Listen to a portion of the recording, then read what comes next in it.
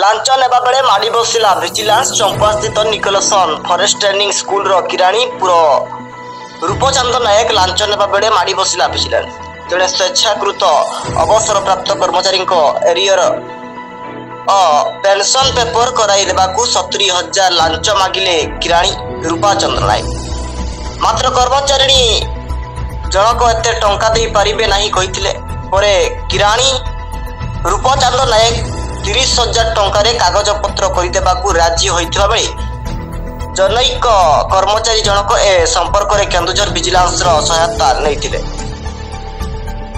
तेणु आज योजना मुताबक किराणी रूपचंद नायक 30,000 टंका जनैक कर्मचारी लांच नेवा समय माड़ी बसी 30,000 टंका सीज करिछि केन्दुझर विजिलेंस टीम।